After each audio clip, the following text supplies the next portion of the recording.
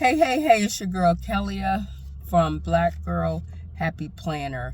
And I thought I'd hop on here and do a 5-minute Monday because I have not done one in a very long time. And so I wanted to hop on here and do one and make it kind of, relevant to what's going on right now. All the craziness and the shenanigans going on in the government right now. And in case of, emergencies, like we have fires going on. We got tornado season. We're in the middle of tornado season, and we'll soon be rolling up on hurricane season yet again. And so I thought I'd touch on, some of the things we need to have handy in case of an emergency, in case of, a fire, a flood, or some sort of natural disaster. And in case somebody want to deport you, have all your papers in order, okay? But I just wanted to touch on a few of the documents that, especially during the last fire, the California fires, a lot of lists came out of different things you need to have. But just in a general emergency, these are things that we need to have on hand, and we need to have them not only physically, but in a digital format. So if you have a first step is to get a flash drive. I know some of us don't use flash drives anymore, and we back up everything on the cloud and do all of this and that and the other.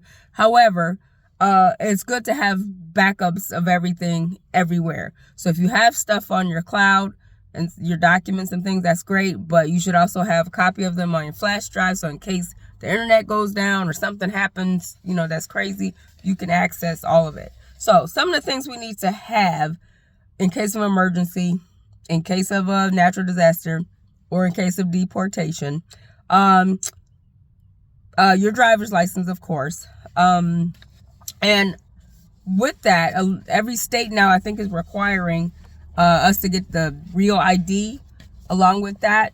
So I got mine. I didn't realize I had already got mine like 2 years ago when I went to go renew my driver's license for this year.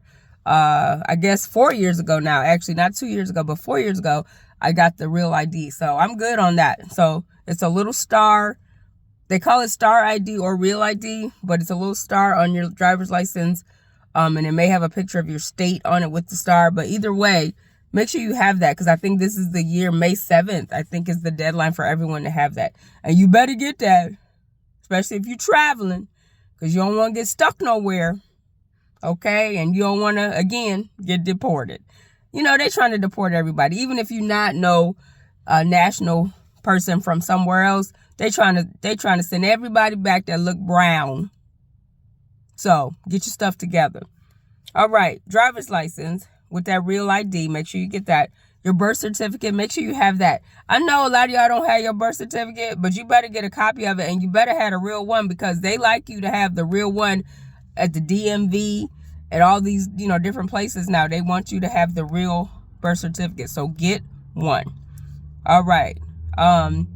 Your social security card, make sure you have that with you and have a copy of it scanned onto your flash drive. All these documents need to be scanned onto your flash drive in case you lose them, in case of emergency.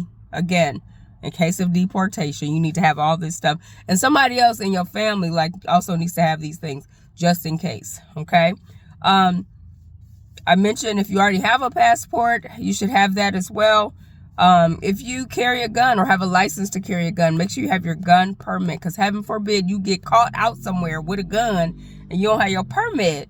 Even if it's in an emergency, somebody would try to, come up on you, try to stand their ground on you, and you like, oh, I'm standing my ground, and you don't have your permit with you when a situation goes down. So make sure you have that.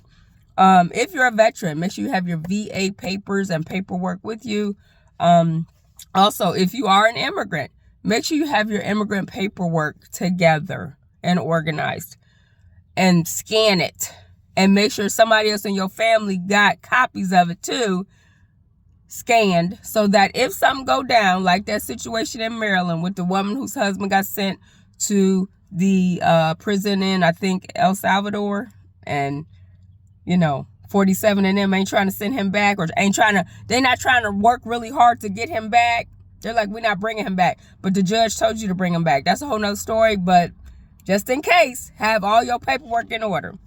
Bank accounts, make sure you have all your bank accounts, passwords, things like that. Because if something happens to you and your family needs to access your bank accounts, then make sure they have all of that with them. Medical cards, your medical information in case of emergency, have all of that with you, and also scan it and have pictures of it so that, again, you can access it if necessary in an emergency where you can't get to the physical copy, or your family needs to access it, or somebody needs to access it for you. Also, any kind of sentimental photos that you want. One thing I used to do was put all of my photos and photo albums near the door, or the ones I thought were most important, I would put them by the door.